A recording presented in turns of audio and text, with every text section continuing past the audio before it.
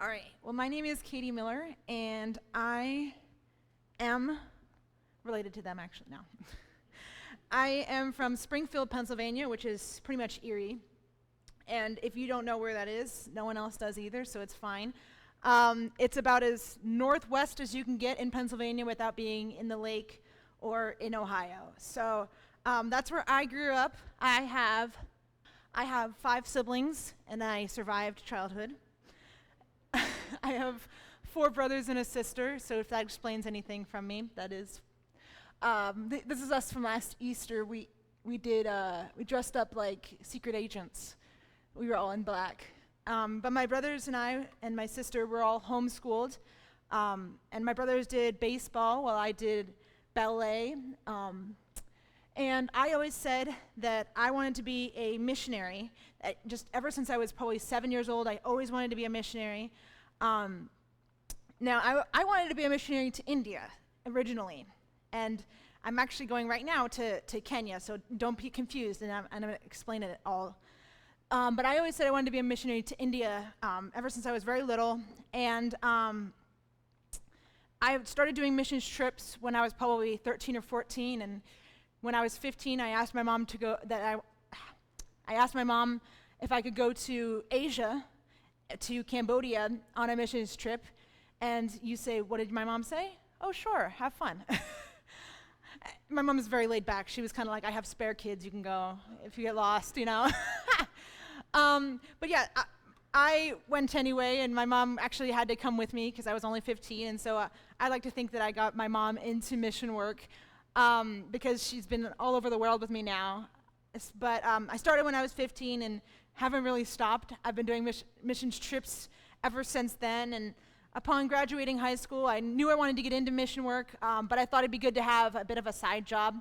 Paul did tent making he could fall back on if the ministry work was a little slow. So I decided to get into nursing. And so I started going to school for nursing, and about one semester in, my college and I had a bit of a moral disagreement. They asked me to do something I wasn't comfortable with. I said no, they said yes. I said no, and they said, well, we're done. Like, they kicked me out. And I felt like my world was kind of flipped upside down because I had a plan with God. Not that he had a plan with me, but I had a plan with God, and he just flipped everything upside down. And I talked to my pastor. I was like, what do I do now? And so she said, Katie, if you were my daughter, I'd tell you to get out. Like, go do mission work. You're not meant for Erie, Pennsylvania. So I took that to my prayer group, and I said, what do I do? Can you guys help me out here? And the leader of the prayer group just so happens to be an Indian woman. And she was like, let me get back to you. So she got in touch with one of her friends from India, whose parents still live in India. This is a little confusing. Her parents still live in India, and they go to the same church as a man who runs a children's home, which is in the same campus as a school. And so they got me in touch with the principal of the school, and that's how I got to India.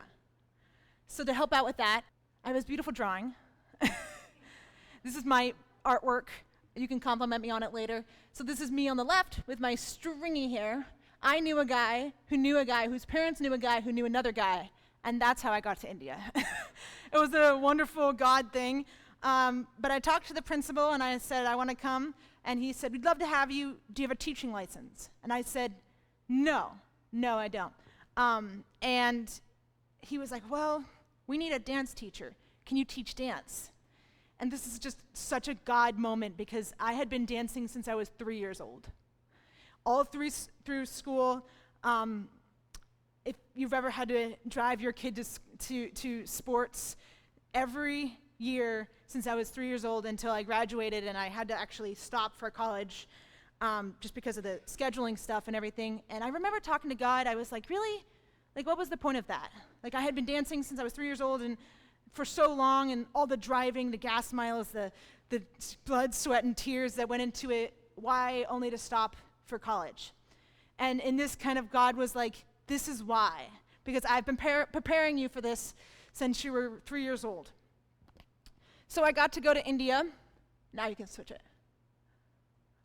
And I actually spent 4 months there. I had a wonderful time. with the kids and everything. This is my 5th grade dance class over here on the left. And then these are the children from the children's home over on the right. And it was just amazing. And I spent 4 months there until they said that I was a fair American child and could not deal with the heat of Indian summers. So they sent me back home. But upon coming home, I was once again at a bit of a loss of what to do.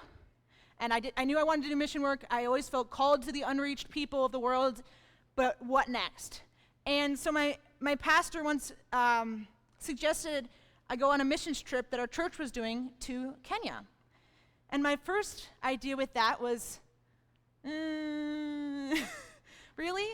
Like Kenya? Don't all missionaries go to Kenya? Like when you think of a missionary going to Africa, you think like Kenya and Uganda. Like I was kind of like, aren't they pretty reached at this point? Like I'm sure there are a lot of Christians there doing Christian stuff. Can I think of something a little more unique? But I was, not convinced.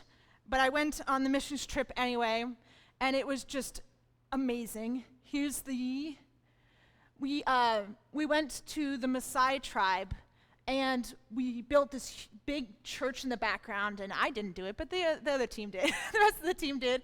And we got to go to a bunch of schools and do VBSs, and it was amazing because we planned for a few schools, but then when the other schools noticed that we were coming and doing VBSs, all the other schools wanted us to come. So we only planned for like 2 or 3, and then suddenly we were doing a bunch more, and driving along the road, and guys, we're going to do a detour, we're going to do another VBS here.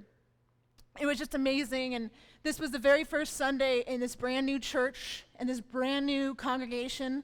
And if you've ever seen an African church service, it is totally different than an American church service, and it was just awesome. And at the end of service, the team was giving out little pamphlets and things, and this one grandma came up with her grandson, and she took the necklace off of her neck, put it on mine, and gave me this adorable little baby. And I was like, how did you know? That's exactly what I wanted to do right now, is hold this adorable little boy. And that was he's just the cutest thing. He melts my heart.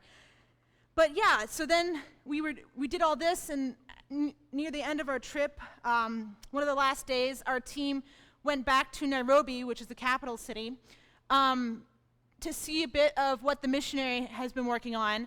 And he actually runs a Assemblies of God school in the city, and they teach elementary school children and English classes to the adults in the afternoons. And they're mainly there to reach the Somali population in Nairobi. Now, Somalia has been in civil war for many years. There's always been a bunch of unrest in the country, and Kenya has taken in the most amount of refugees. And in Nairobi alone, there's 350,000 refugees and second-generation refugees living there. There's 350,000 Somali people living there. And the majority of them are Muslim. So they might know Jesus as a prophet, but they don't know him as the Savior. And so this large group of people are very much unreached with the gospel. And so the team there has been working at the school and kind of gives us an in to the community and kind of an introduction to Jesus, and trying to almost convince the community leaders that we're okay. Because Kenya in general isn't very hostile to the gospel, but this kind of small community or large community of Muslim people might be a little bit more hesitant to the gospel. And so my heart was kind of broken, and I thought that Kenya was pretty reached when God showed me 350,000 people not reached with the gospel. And I think it was kind of like a Moses and God moment when Moses said, "Oh God, I can't go to Israel, I can't speak." And he said, "That's okay, I have Aaron for you." And so I said, "Oh God, I can't go to Kenya, there's no one to reach there." And he said, "That's okay, I have 350,000 people waiting for you." And so I was a bit more convinced in this, and And so I plan on going back now, much more convinced, much more of a passion for these lost people. And I plan on working with the team there for at least a year or two. But this whole situation with Kenya kind of really reminded me of why I do mission work in general.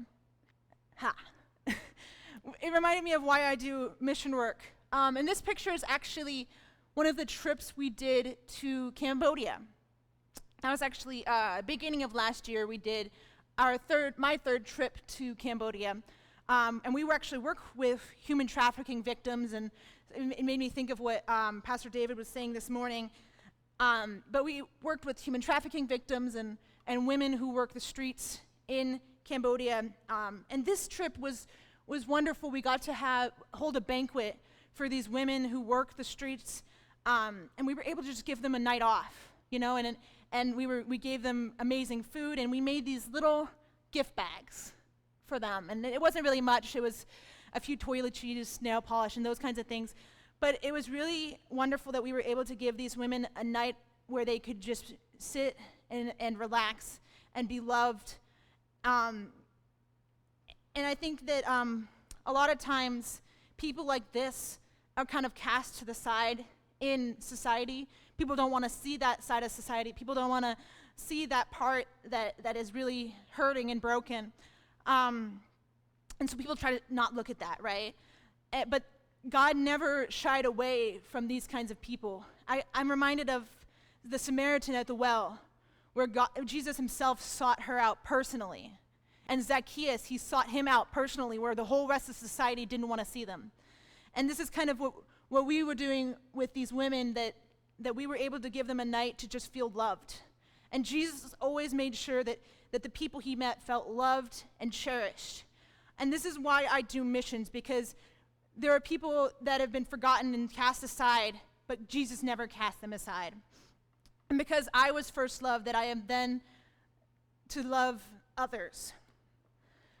And so, I have another picture of these adorable kids in Kenya. They were just, love those kids, they're so cute. But yeah, so I am headed back, and I'm going to be working with the team there at the school. So I ask that you pray for me and my team. I know that I heard from the missionary, and he said that they're having issues right now with reaching the Muslim men, and they've been a bit hesitant with the gospel. So if you could pray for them and pray for me that I'm able to get there and raise the money that I need to get there.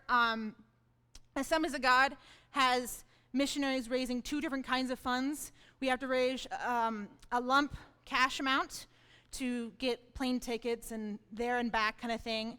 But we also have to raise a monthly supporter amount. And so I've been really working lately about the monthly supporters and people that are willing to come alongside me to reach these lost people in Kenya. So I ask that you pray about it and consider working with me with that. I ask also that you come along with me. And you say, wait a second, I'm not going to Kenya. What are you talking about? You start backing up there. But the lost people aren't only in Kenya. There are forgotten people throughout society, wherever you are. And if you pray to God, I'm sure he'll reveal those people in your own community and in your own city of Windber. So I ask that you consider and talk to God about who has been lost and forgotten in your city. All right, let's turn. One day, I was doing my Bible time, and I came across, I'm switching gears a little bit, I came across Psalms 37. It's an amazing chapter. And so I started reading it, and I just thought it was a really good chapter in the Bible. I came across Psalms 37, and the next day, it was such a good chapter, I started reading it again. And then, I don't know if you've ever done this, you've read it again, and again, and then again, and then again. And God started working with me to see this whole, well, it was a sermon. And I started thinking about David and his life. This is a Psalm of David. And we can read through David's life in probably a few hours, right? But we can easily forget that this took years of his time. Like this was his entire life. Years from when he became a shepherd, to when he was bullied by his brothers, to when he became a great soldier, to when he became king, to when his own son was trying to kill him. This was years and years spread out along a whole lifetime. And there were so many times I feel like in David's life where he had to wait for God. He was sitting in the fields. You know, I believe he went back to the fields after he was anointed king, right? He went back to the fields and still had to wait. And I mean, I just imagine him sitting in those fields year after year, waiting for God to do something in his life. And then he was running from his own father-in-law, Saul. I mean, that took so long. I mean, that was years of his life where he was running for his life. And he had to wait for God. And it just really made me think of like what we're waiting for with God. And I might be waiting to get to Kenya, but what are you waiting for? Are you waiting for that promotion at work? Are you waiting for that car that you've been saving up for? Are you waiting for God to give you a spouse, for children? What are you waiting for? And I think it's pretty universal, and all Christians will agree that waiting is the worst. No one likes waiting. I don't think anyone gets to the end of their life and you know what I could have done is waited a little bit longer. I would have loved to just have a little bit more time to wait for God. No one says that. No one says, you know what I'd love is more patience. I'd love to just wait a little longer. No one says that. Waiting is just the worst. You have to, it's boring. It's boring to wait. It's tiring, and oftentimes God's doing stuff in your life throughout it, so it's painful. But what happens in this waiting period with God? What does the devil try to say to you in this time? What does God speak over you in this time? And what are we to do as Christians in this waiting period? So I wanted to look a little bit into that today with what the Bible says about it and what God says about it and what the devil tries to tell us. So one of the things that the devil tries to do in this waiting period is that he tries to separate us. He tries to separate us from our brothers and sisters in Christ, from their encouragement, from them talking over your life and speaking over your life. And he tries to separate you from God. And he tries to make you forget what he did in your life, make you not hear him well, and he tries to cloud your judgment. And he tries to even make you forget your own life, all those things that God has done in the past, all those other times where God has been faithful and brought things to pass. He tries to make you forget and separate from all of the things that could encourage you. And then next, he starts speaking into your ear. Often at night when you're tired and just want to go to sleep, he says things like, will God really give that to you? Will he really give you that promise that you've been waiting for? Will he really give you that blessing? And in this, he kind of tries to make us doubt God's character, right? Is God really someone that's going to give you those things? So I want to put God on the stand and observe his character. Is he someone that's going to be doing that for you? Jesus himself says to test the fruit of someone. We want to test the fruit of God. And he says that good trees only bear good fruit, and bad trees only bear bad fruit. And Jesus himself talks about his own character when he says that God is a good father, that good fathers, even on this world, give good gifts to their children. And if you as God's children ask for a blessing, ask for that promise, he's not going to be someone that's going to, he says, if you ask for a fish or for bread, I'm not going to give you a stone or a scorpion, that he is a good father. We also can turn to our brothers and sisters and say, hey, when did God abandon you? When did God promise you something and then never talk about it again? And, 5 will get you 10. Your brothers and sisters will say, oh, he never did that to me. Even if their story isn't finished yet, it's going to be. He's not a halfway finisher kind of guy. Like if you look through the Bible, we can see that there was never a time where he said, oh yeah, I'm going to give you a great nation, or I'm going to give you these riches, or I'm going to give you this in your life, and then he just never talked about it again. There was always a finishing to the story. I mean, you've probably studied the Bible more than I have. Was there ever a time where he started something and then never finished it? I've never seen it in my studies of the Bible, but if you find it, let me know. But we can ask our brothers and sisters, and we can look in the Bible, and we can look about what Jesus said about his own character, and there has never been a time where God had abandoned his children. Which brings us to Revelations 12:11, which says that we overcome by the blood of the Lamb and the word of our testimonies. The testimonies of your brothers and sisters, the testimonies of God, of what he said, and the testimonies of what the Bible shows. But if we look in Psalms 37, which is in fact what I came to, David himself talks about how God never abandons his children. Psalms 37, verse 25, 28, and let's do 34. Throw that in there. David says, I have been young and now am old, yet I have never seen the righteous forsaken or their children begging for bread. 28 says, for the Lord loves justice. He will not forsake his saints. They are preserved forever. But the children of the wicked shall be cut off. And then down in 34 it says, wait for the Lord and keep his way, and he will exalt you to inherit the land. You will look on when the wicked are cut off.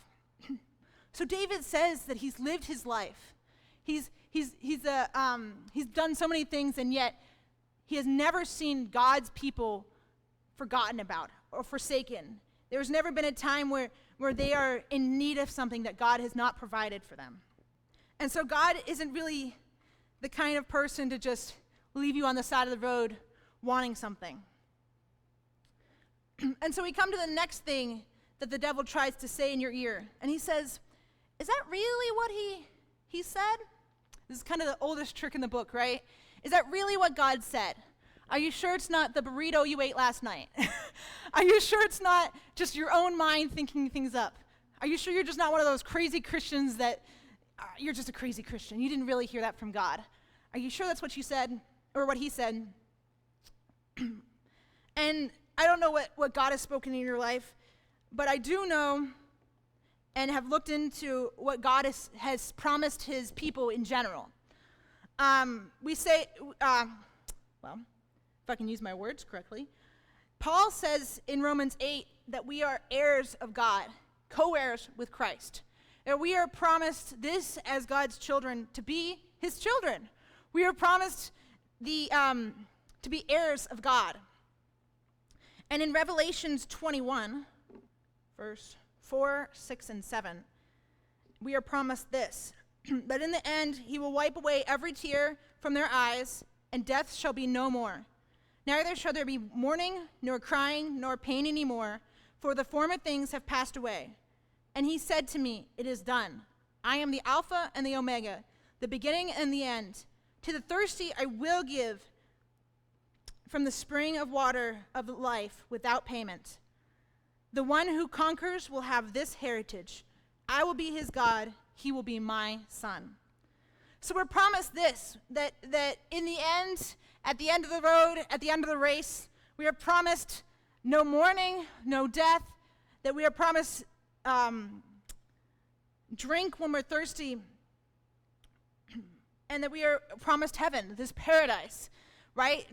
This eternal feast. We are promised that in the end, we will get the reward.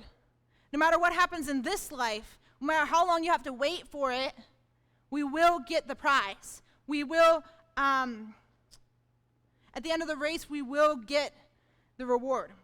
And in Psalms 37, David himself says, he says in verse 4, delight yourself in the Lord, and he will give you the desires of your heart. He says if you delight yourself in the Lord, he will give you the desires of your heart. And I think that oftentimes, even in this life, before heaven, God takes us farther than we had planned. We say, God, I want this blessing. I want this promise. And he says, that's great. I'm going to take you way farther than that. I said, God, I want to go to India. I want to be a missionary in India. He says, that's great. I'm going to do that when you're 18. Let's move on. I'm going to take you to Africa too. He says, I'm going to take you farther than what you had planned because I have planned greater things. He's such an over-the-top kind of guy, right? He's not someone to just leave you where you are or take you just to the promised and no longer. He takes you farther than you ever thought possible. And we see this in David's son Solomon, where David dies and Solomon is becoming king and he's nervous about it. So God says, I have one wish for you. What do you ask? And this is kind of a genie moment, right? And the genie in the lamp, he rubs the lamp and he says, you get one wish. And if this is said to me, my mind would be racing. You could ask for anything. You could ask for great riches. You could ask to rule the world. You could ask to go to the stars. You could ask for anything. And Solomon says, I'd love to be wise and be able to fill my father's shoes and just be a wise king. And God was so pleased at this that he gave him everything else also. He gave him the riches. He gave him the wisdom. He gave him the lineage that he promised David to have the Savior of the world be in his lineage. And to this day, Solomon was known as one of the richest men to ever walk the earth. He just took him farther than he ever asked. Remember Hannah in the Bible, she asked for a son. All she wanted was a son, and she said that even if you give me my son, I will give him back to you. Not only did God give her one of the most renowned prophets in the Old Testament, Samuel, I almost said Solomon again, Samuel, he gave her 6 children after him. He didn't just give her that one promised son, he gave her 6 children after him. So the next thing that might happen is that you look to your left and you look to your right and you see that, your coworkers got their promotion. Your friends got their new car. And you look and you say, wow, everybody else is getting married. Maybe everybody else is having children. All the other people are receiving their blessing and their promises before you. And this is really hard because as much as you might try, you might start becoming jealous of your brothers and sisters and jealous that they're getting their promises before you. And in this, the devil might come to you and he says, I can give it to you sooner. What if I give you that promise and that blessing before God does? We see this most famously in Jesus himself. When he's in the wilderness and the devil comes to him and he says, I rule the world. I'll give the world to you if you bow down and worship me. I mean, Jesus gets everything in the end anyway, but the devil says, I'll give it to you sooner. And so Jesus obviously says no, and he quotes the Bible to the devil, and he says, I will not go against what God has planned. David himself actually had 2 situations that we know of like this. When David was on the run from his own father-in-law Saul that wanted to kill him, David and his band of misfits were hiding in a cave. When Saul came in and he was going to the bathroom, he was all by himself. And it was pitch black in this cave, and David was right up near Saul, so close that he could cut a piece of his clothing off. And in this, his commanders were saying, like, this is it. Kill Saul. Like, you can kill him. We can get over this. We can stop running. We can, go back to our families. This is perfect. And David could have done it in this moment. Like, he had the love of the people on his side. The people were saying, yeah, Saul killed thousands, but David killed 10,000s. And he had the love of Saul's own family on his side. He had all of this. He could have killed him in this moment, and yet he said, I will not put my hand against God's anointed. I will not go against what God has planned. We see this again later where David was able to sneak into Saul's camp and was right above him, ready to kill him. But he says, no, I will not go against what God has planned. And so the next thing that might come up into your head is, oh shoot, what if I mess this up? And this comes up in my head, oh, what if I mess this up? What if I don't say something I'm supposed to say? What if I don't do what God asked me to do in that moment? What if I say something ridiculous to the pastor and they hate me forever? What if I just do these things and I mess it up? And David himself messed things up when he loved this woman and he killed her husband and took her. And this is a terrible mess up in David's life, right? You could say he messed up royally. That's a bit. But thousands of years later, we can read about this great mess up in this man's life, this huge thing that he did. And yet, God worked through it. I mean, he still had to pay the consequences of his actions, but God still gave him the promises. He still had the lineage leading to Jesus. And it leads me to believe that I don't think we can mess things up. As Christians, I don't think we can mess things up. I think that God knows that we're human. He knows that we're going to do things that aren't exactly right. He knows that we're going to mess things up. He knows that we're going to make mistakes. I was telling my mom about this, and she says to me, God takes into account you're stupid. Those stupid mess ups in your life. He knows his players. He knows you. He knows what you're going to do, and he plans accordingly. He plans accordingly. So we can't mess things up if we have our heart towards God. One of the things that I really noticed in David's life is that, I mean, he's known as an up and down kind of guy, right? If you've read the Psalms, you kind of know that he's having the worst day ever, and then he's worshiping God, and then he's having the worst day ever, and then he's worshiping God. He's kind of known as a roller coaster kind of guy. But I noticed that, like, no matter what happened in his life, he was running from his own stepfather, and later in life, he was even running from his own son that wanted to kill him. His own son wanted to kill him and usurp his throne. And even in this terrible moment with David, he was worshiping God. And I was like, wow. I feel like he could have been mad at God in that moment, but he was worshiping him, knowing that God had a plan through it all. And I think that we're called as Christians to worship God through it all, through those painful moments in life. And that's just such an inspiration to me and such a high standard to live up to when David worshiped. And the last thing I think God asks us to do is to sacrifice that dream and that promise and that blessing back to him. We see this famously with Abraham, that he had waited his whole life for a son. I mean, he was 100 years old when he finally got Isaac. He had been waiting his whole life for his promised son. And finally, Isaac was born, and this promised son was here, where God was supposed to make a great nation out of him. And then he says, yeah, I want you to sacrifice Isaac back to me. And like, Abraham was like, oh, my promised son, and he starts walking this 2 or 3 day journey up the mountain with Isaac. And Isaac turns to him in this heart-wrenching moment of, Dad, where's the sacrificial ram? And I'm sure this just broke Abraham's heart. This is the one thing he wanted in his life. This is the one promise that God had for him. And he was supposed to kill him, kill the dream, give it back to God. And we know that Isaac was saved in the end. But this is what I feel like God has called us to do, is to sacrifice it back to him, to give the promise back to him, trusting in the way it's fulfilled, not in our idea of what things are supposed to look like, but God's idea of what things are supposed to look like. And trust God in the timing, sacrifice the timing to him.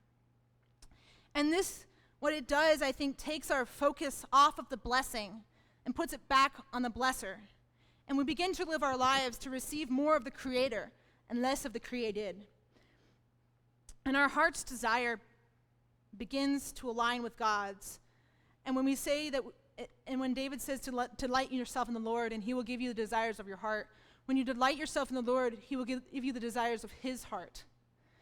Because your heart becomes his heart, and then he starts to work in your life. And so I want to read, last of all, from Galatians 6:9. And let us not grow weary for doing good, for in due season we will reap if we do not give up. At the end of the day, we win the race. We win the war. We get the promise. We will get what God has planned for us. No matter what goes on, no matter what happens, we win the prize. All right, so that's all I have for you. I actually, I have this bit of a tradition when I go to churches. When Jesus was talking to his disciples, he said to go out and take nothing with you and knock on the door of a town, and if they let you stay in that house, to let the presence of God rest on the house. And you guys have so kindly welcomed me into your house, into this house of God, and even to let me stay here and everything. And I want to pray a blessing over you guys, if I could, before I leave. And you guys have just so blessed me, and I want to bless you. So if we can pray. Dear God, thank you so much for this, God. Thank you for letting me come here, and thank you for bringing people here, Lord. Thank you for this church and for Pastor David and Rhonda, God. I pray your immense blessing over these people. I pray that the city of Wimber is blessed by these people, Lord, and that people talk about the Assemblies of God Church in Wimber, and they say, have you heard about that church down the street? Have you heard about those people? Because they are so blessed by you, Lord, that your blessing just oozes out to everyone around them, God. And I pray that you give them anything they need, Lord. I pray that you provide with your abundance and your amazingness, God. In your name, amen. Thank you guys so much for having me. I'll give it to Pastor David.